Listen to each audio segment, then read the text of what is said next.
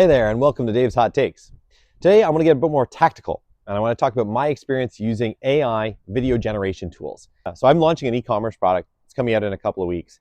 I've been working on it for some time, and I've been using these AI tools, or at least I've been advertised about these AI tools as how they're these miracles. You don't have to work anymore with UGC creators, so user-generated content creators. You don't need a social media team anymore, yada, yada, yada, yada, yada. I found that rather than being this, oh, I only need 2 prompts to make something happen, I found that it needs to be an extremely detailed prompt and multiple iterations and multiple attempts at getting this right. And I'm wondering if it's a PEBCAC, problem exists between keyboard and chair, so that is if it's a user error like me, or if you're having similar difficulties. And so the tools I use, that includes like Flow from Google, Holo, ArcAds. There's a bajillion of these tools out there right now. And the experience is generally the same. I have to spend a lot of time working on the prompt. I probably use another AI tool like ChatGPT to give me the prompt I want. I then put it into those tools and it makes a crappy video. And then I work through that over and over and over again. I can add artifacts to the videos. That is, I can add like my product into those videos. And that's actually amazing. It works so well. All of a sudden it's like real most of the time. Sometimes there's like Chinese letters on it for some reason. But anyway, but in some circumstances, it just totally falls flat. And I end up working on it for like 2 or 3 hours before I get something credible. Now, this is in the context of like commercials, kind of like ads, like social media ads that you're gonna see on TikTok, that sort of thing.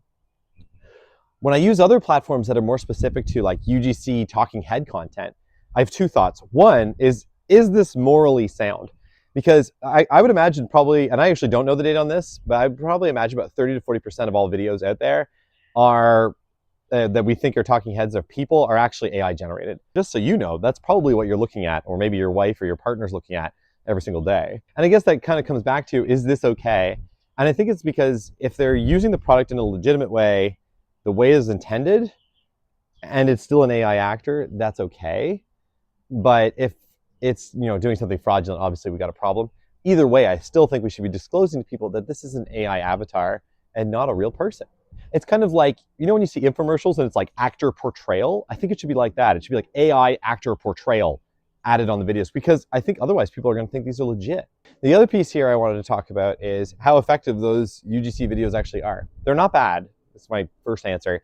You can get a lot of different people in different situations talking about your product in a way that seems pretty genuine. You have to really work the prompts a lot. Some of the good engines will add the ability to add certain emotions in the prompt dialogue. So you say this, but you can be like, say this /angry /sad /whatever. I like that a lot. That works pretty well. But otherwise, I find it still pretty tricky to get them to actually say something convincing to look real and feel real.